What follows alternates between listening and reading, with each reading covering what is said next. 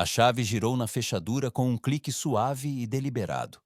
Jack Malone entrou na casa como um soldado cruzando o território inimigo com uma calma medida, pronta, o tipo de calma que inquieta mais do que qualquer tempestade.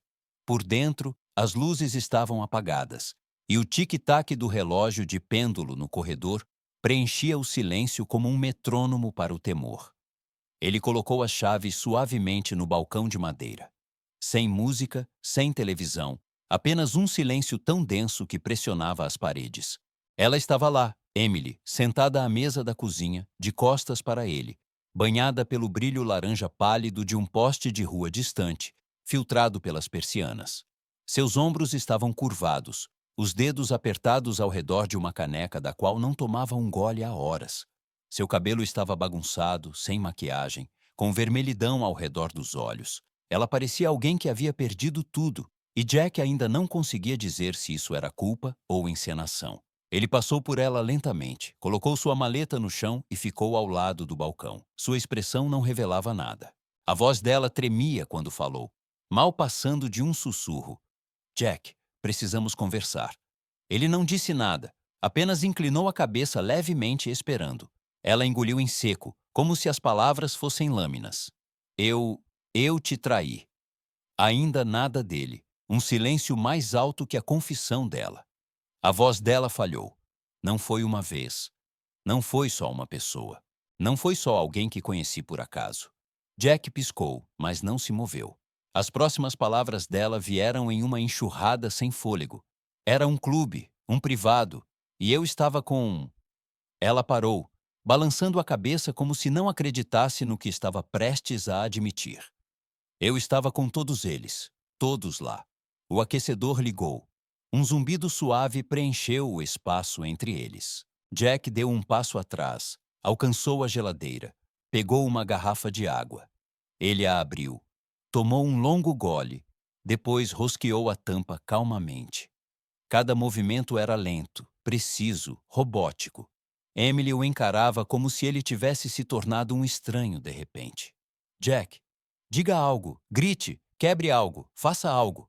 Ele a olhou, realmente olhou, e seus olhos não estavam cheios de fúria, nem desespero, nem mesmo traição, apenas um cálculo frio, como se estivesse examinando a cena de um crime onde conhecia todos os desfechos, exceto o que estava acontecendo agora. Sem uma palavra, ele passou por ela, pelo corredor, e entrou no quarto. Ela se levantou, derrubando a cadeira em seu pânico. Não simplesmente vá embora, Jack. A porta do quarto se fechou com a finalidade do martelo de um juiz. Por trás dela, Jack ficou parado por um longo momento, encarando seu reflexo na janela escura. Nenhum tremor de emoção cruzou seu rosto. Em algum lugar profundo, uma chave virou, mas por fora havia apenas silêncio, o tipo que vem após a tempestade. A manhã chegou não com luz, mas com peso. Ele pressionava a casa como um segundo telhado, silencioso, invisível, insuportável. A cozinha estava cheia do cheiro de café, rico e escuro. Jack estava no balcão, vestindo a mesma camisa preta da noite anterior, com as mangas arregaçadas até os cotovelos. Seus movimentos eram precisos, quase meditativos. Ele moeu os grãos à mão, ferveu a água na temperatura exata, despejou em espirais lentas. Do outro lado da cozinha, Emily estava sentada novamente na mesma cadeira, como se não tivesse se movido desde sua confissão. O cabelo dela estava preso em um coque bagunçado agora. Uma leve mancha de insônia florescia sob seus olhos. Você realmente não vai dizer nada? Ela perguntou, a voz baixa, mas afiada. Jack não se virou. Ela o observava em descrença, enquanto ele levava a xícara aos lábios, um gole lento, os olhos fixos no jornal matinal, notícias locais espalhadas pelo balcão da ilha. Eu te disse que te traí, ela sussurrou. Te disse que não foi uma pessoa, que não foi um erro. A voz dela tremia, incerta se implorava ou acusava. Você está fazendo café. Jack colocou a xícara no balcão e finalmente a olhou, não através dela, não para o lado, para ela. Seus olhos ainda eram de uma calma mortal, mas algo por trás deles havia recuado, como se uma porta tivesse se fechado para sempre. Você tomou uma decisão, ele disse, a voz quieta, medida. Agora estou tomando a minha. Os lábios de Emily se entreabriram, mas nenhuma palavra saiu. Havia algo aterrorizante no tom dele. Sem voz elevada, sem fúria, apenas aquela terrível quietude, como águas profundas. Eu... Ela começou, mas ele a cortou com o silêncio.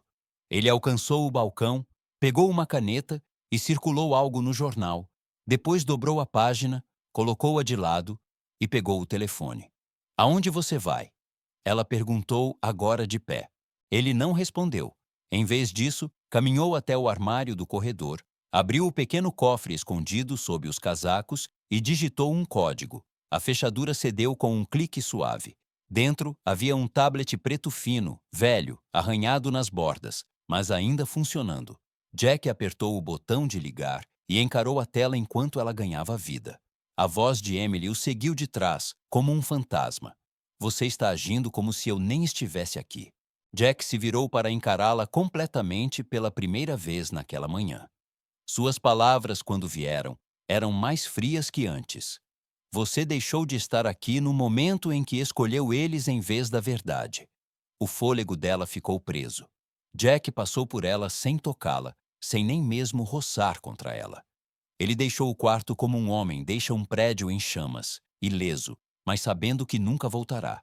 A tela em sua mão brilhava com códigos de acesso, mapas e uma rede que só ele sabia navegar. Ele terminou de lamentar. Estava calculando, e o homem sem raiva era muito mais perigoso que o homem com fúria. A chuva havia caído na noite anterior, e as ruas da tranquila cidade costeira brilhavam sob o sol da manhã. O orvalho agarrado aos telhados, como segredos que se recusavam a evaporar. Jack Malone dirigia sem música, sem distração, o ronco do motor um sussurro sob a tempestade de pensamentos em sua cabeça. Ele não acelerava, nunca fazia isso. Precisão importava mais que pressa. O SUV preto parou em frente a um pequeno prédio sem identificação, aninhado entre um restaurante abandonado e uma oficina fechada. Parecia nada, e esse era o objetivo. Por dentro, o espaço era austero.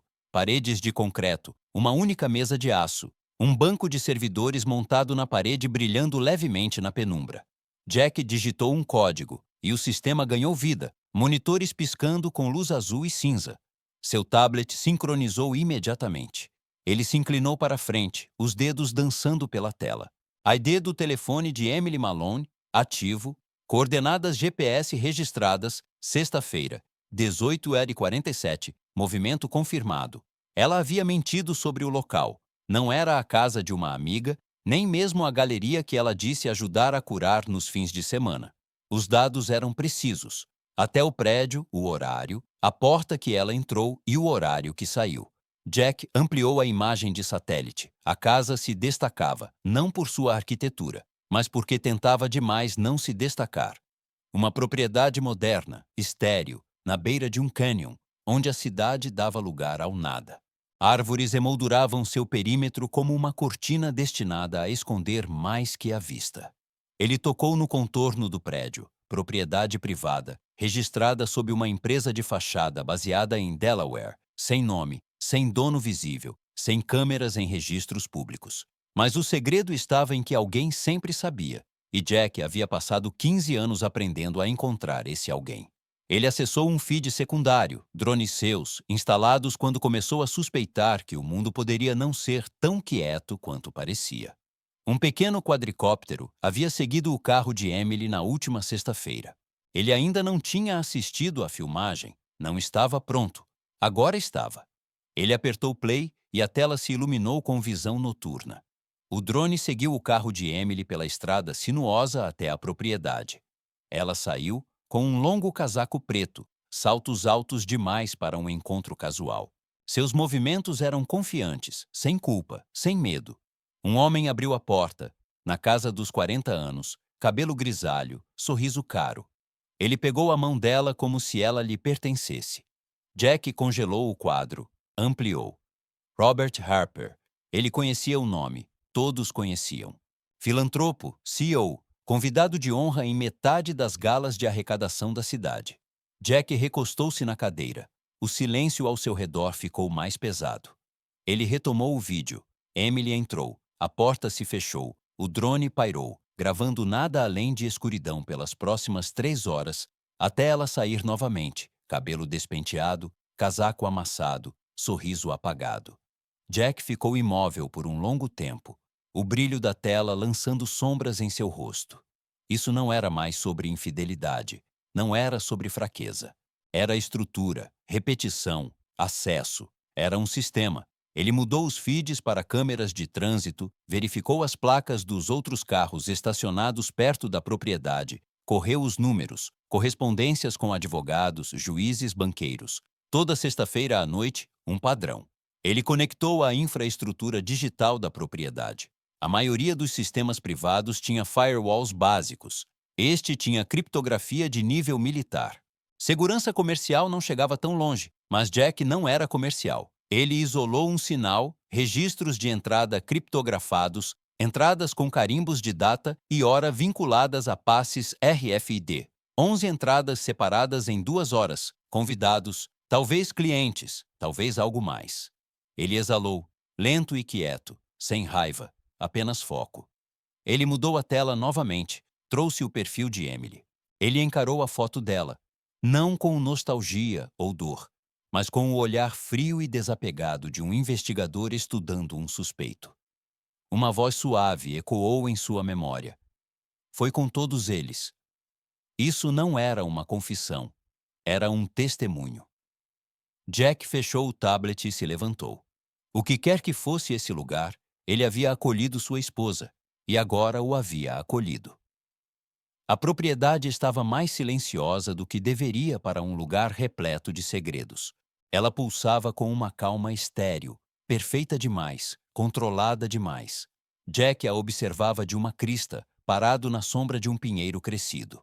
Abaixo, a arquitetura minimalista do prédio refletia uma luz âmbar suave do sol poente. Cada janela era fumê, cada ângulo medido, uma casa construída para manter os olhos do lado de fora e o que acontecia dentro. Ele ajustou o zoom dos binóculos. A entrada dos fundos tinha um scanner de impressão digital, um guarda e uma câmera montada logo acima de uma parede de jardim esculpida. A câmera piscava uma vez, girava, depois voltava à posição ociosa, intervalos de 30 segundos, consistentes, previsíveis. Ele contou 7 carros no estacionamento inferior, todos caros, nenhum registrado para pessoas reais. Jack abaixou os binóculos, seu rosto ilegível. Sua mão encontrou o bolso lateral do casaco, de onde tirou um pequeno dispositivo preto, de grau militar, indetectável. Um drive fantasma. Ele só o usaria se o que suspeitava fosse verdade. E ele começava a suspeitar de tudo. De volta ao seu posto de comando, um armazém discreto a 3 quarteirões da Marina, Jack abriu o nó de acesso clonado.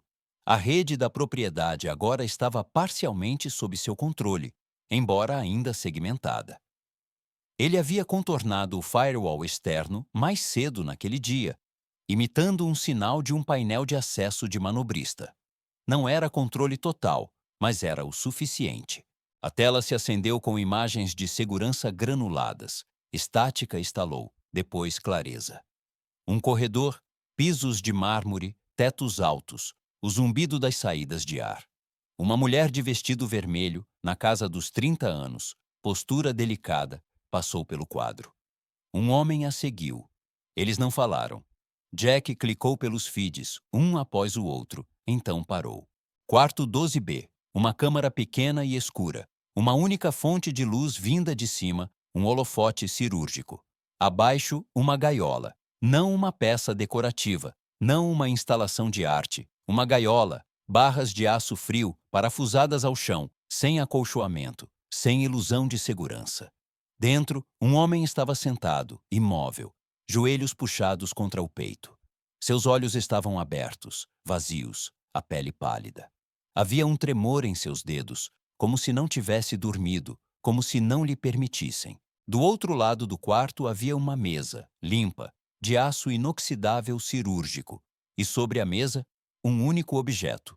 Um cilindro metálico, 15 centímetros de comprimento, liso, sem características, exceto por uma pequena luz piscante perto de sua base. A luz piscava verde. Jack se inclinou para a frente. O homem dentro da gaiola se mexeu, como se respondesse ao piscar. Encolheu-se. Não. Estremeceu, seu corpo inteiro recuando como um animal atingido. A luz piscou novamente. Sua boca se abriu em um grito silencioso. Jack aumentou o áudio do feed. Nada. Nenhum som. Mas o corpo dele dizia a verdade. Algo estava acontecendo. Algum tipo de estímulo, invisível, torturante. Ele verificou os metadados. Nenhum nome para o dispositivo, nenhuma saída de sinal registrada. Fosse o que fosse, não era comercial. Não estava em nenhum arquivo governamental ao qual ele tinha acesso, e essa lista era longa. Ele retrocedeu a filmagem 2 horas. Ele observou enquanto um grupo de 3 homens entrava no quarto, rindo, não de maneira cruel, casualmente, como se isso fosse entretenimento. Um deles colocou o cilindro na mesa. Outro ajustou algo fora do quadro, provavelmente as configurações. Então eles saíram, deixando-o lá com o objeto, como se o objeto pudesse vigiar, pudesse decidir. Jack recostou-se. Isso não era sobre infidelidade, nem mesmo sobre dominação. Era sobre condicionamento. Ele mudou os feeds novamente. Quarto 9F, Emily. Ela caminhava pelo corredor sozinha, cabelo preso, usando um chale de seda sobre um ombro. Ela se movia com confiança, demais, sem hesitação, sem medo. Ela parou em uma porta, digitou um código e desapareceu dentro. A porta se fechou, a tela piscou. Jack fechou os olhos por um longo momento. Ele não sentia raiva, não sentia luto. O que ele sentia era gravidade, tudo agora puxando para dentro, em direção a um centro que ele não podia mais ignorar. Esse lugar, esse sistema, esse clube, não era apenas um retiro para os corruptos. Era uma máquina construída para transformar pessoas em algo mais, algo útil, obediente, silencioso. Ele abriu seu caderno, desenhou o contorno da gaiola, do cilindro, do homem dentro. Então, ao lado, escreveu 4 palavras em letras de forma limpas. A gaiola é real. E seu próximo movimento também era. O nome na credencial dizia Logan Carter, 39 anos. Investidor, ações privadas, riqueza construída em silêncio, anonimato e sorte. Ele não existia 3 semanas atrás, mas naquela noite ele subiu os degraus da propriedade como se pertencesse ali. Os sapatos de Jack não faziam som contra a pedra lisa. Seu terno era cinza escuro sob medida, caro, mas não extravagante. O tipo de homem que entendia tanto poder quanto discrição. O portão reconheceu a credencial, o scanner aprovou a impressão digital, ambos habilmente falsificados. Ele passou, o porteiro o cumprimentou com um aceno. Sr. Carter, bem-vindo. O Sr. Harper o receberá em breve. Jack acenou em retorno, sua voz clara. Claro. O saguão era impecável, amplo, uma galeria de opulência curada, vidro preto, aço escovado, paredes adornadas com quadros abstratos que não ofereciam nada e não exigiam interpretação. Era um lugar projetado para fazer você esquecer onde estavam as portas. Então ele apareceu, Robert Harper, na casa dos 40 anos, barba feita, um rosto esculpido em charme e privilégio. Seu sorriso era medido, praticado para sugerir calor sem nunca tocar os olhos. Ele estendeu a mão. Você deve ser Logan. Ouvimos coisas boas. Jack aceitou o aperto de mão. Tudo mentiras, tenho certeza. Harper riu suavemente. Nesta casa, mentiras são uma moeda. A verdade é mais um luxo. Eles caminharam juntos por um corredor que parecia se curvar para dentro, como se a própria arquitetura fosse projetada para desequilibrar as pessoas. A cada poucos passos, um atendente de terno preto aparecia e desaparecia, como se coreografado para evitar contato visual. Jack não disse nada. Deixou Harper falar. Não há ritual de iniciação, Harper continuou. Sem máscaras, sem vendas. Não somos uma seita. Ele pausou. Mas valorizamos alinhamento. Alinhamento, Jack ecoou. Com a ideia de que nem todas as pessoas são feitas iguais, Harper disse, parando em frente a uma porta pesada. Alguns lideram, alguns seguem, alguns se submetem. Ele observou o rosto de Jack por uma reação. Não havia nenhuma. Harper sorriu mais amplo. Você se encaixará perfeitamente. A sala atrás da porta era mais escura que o corredor. Música baixa tocava, piano em tom menor, móveis plush, um bar atendido por um homem silencioso com a cabeça raspada. Ninguém se apresentou.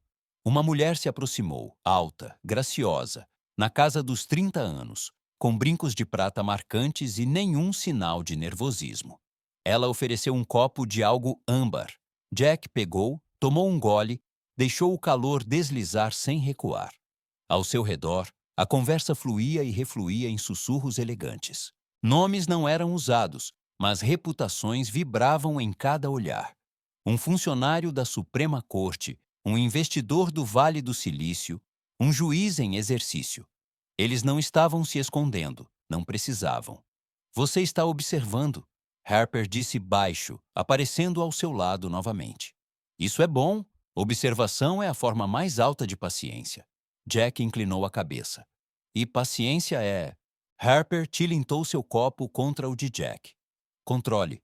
A próxima hora passou em conversas pequenas, sombras nas paredes, vislumbres de quartos mais profundos onde cortinas de veludo escondiam mais que janelas. De vez em quando, alguém desaparecia por um arco estreito e não retornava. Jack esperou. Ele não estava ali para intervir, ainda não. Ele estava ali para ver. E então, ele viu.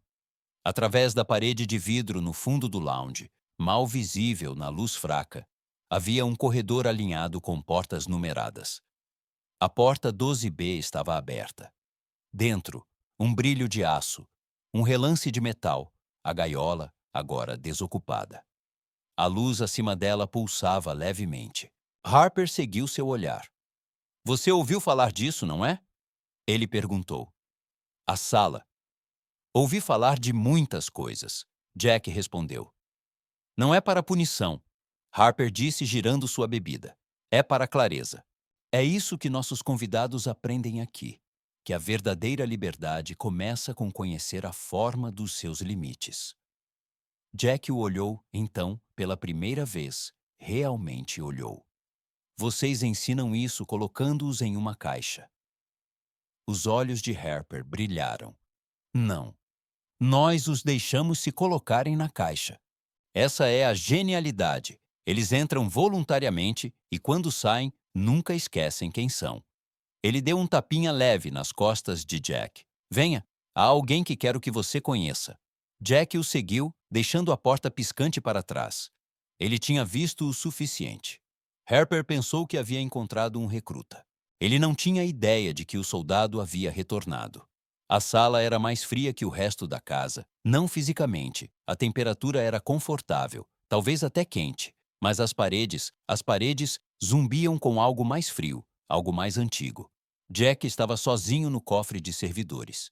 Ele não havia pedido um tour, não fora convidado.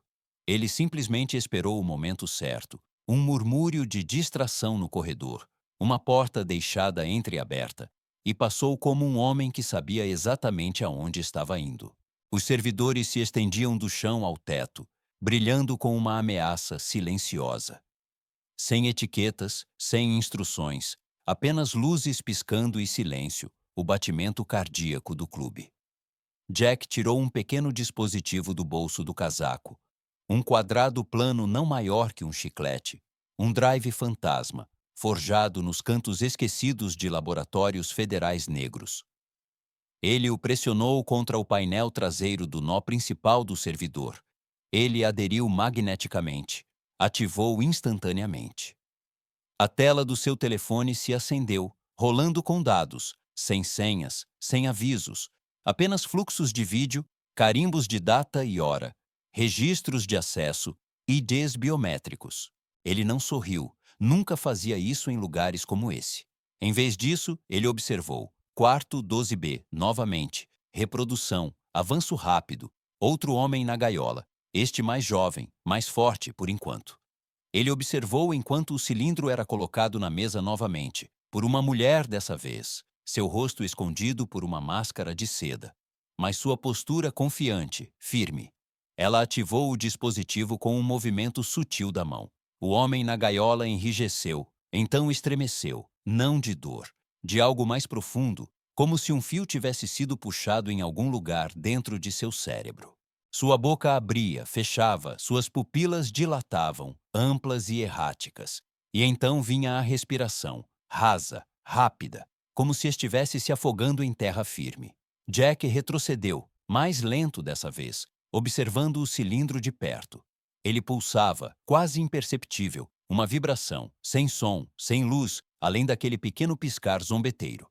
Ele isolou o feed, sem sinal digital, sem comunicação sem fio, sem traço eletromagnético. Subsônico, neural, psicológico, não importava, funcionava. E isso era o suficiente para torná-lo perigoso.